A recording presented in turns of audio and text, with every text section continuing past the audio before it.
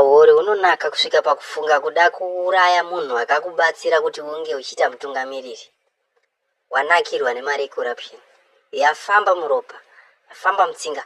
But chinhu chada kuti ndinge ndichikuzivisai ndechekudai so. Pane vanhu vari pedyo naEmmerson vakafanana naTagwira naWicknell Chivayo, ana Daniel Garwe, ana Owen Mudha Ncube ndo vanhu vari kukonzeresa kuti madivision aitike pakati Emmerson naChiwenga na Christopher Mtsvangwa ndiye umwe munhu zvekare akakonzeresa madivisions iwayo.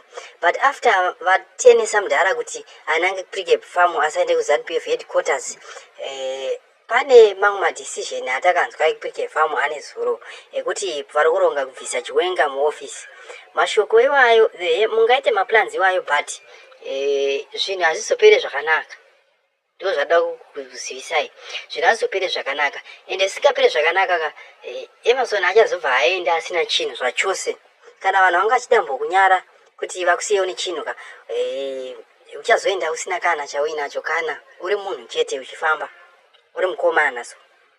Saka totara kuti nyaya dzekupandukirana munyika dzekuda kudeura ropa because chatoziva ndechekuti Emmerson vana vake kana Shona havana hondo yavangamborwa na Shoni chaichai haana hondo yangarweyo.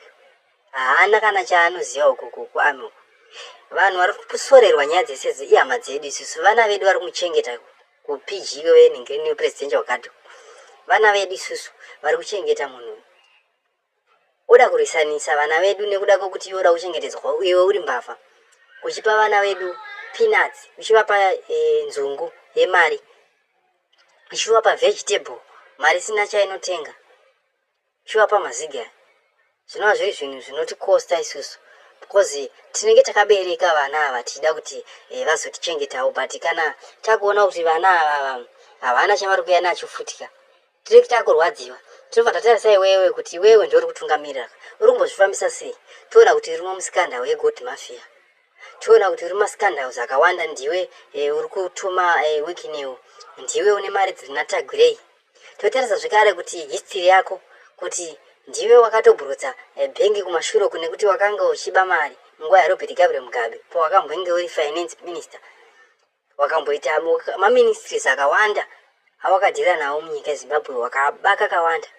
Saka zvinhu zvokuti zviri kutikosta izvozvo zviri kutikosta. Saka nyaya kubvisa Chiwenga iyi imubvise but zvine magumo ndokupera ihondo yatatarisana nayo kana kuti hondo yawatarisana nayo yauri kuronga hausi kufa wakazonoikunda. Emmerson haasi kunokunda hondo iyi nevana vake haasi kunokunda. So totaura kuti iwewe zvaitaurwa naMabo chinomuona kuti unoda kuurayisa mwana wani mustreet kwewewe kumasoja kwacho unoda kuurayisa mwana wani unoda kuurayisa ikoko.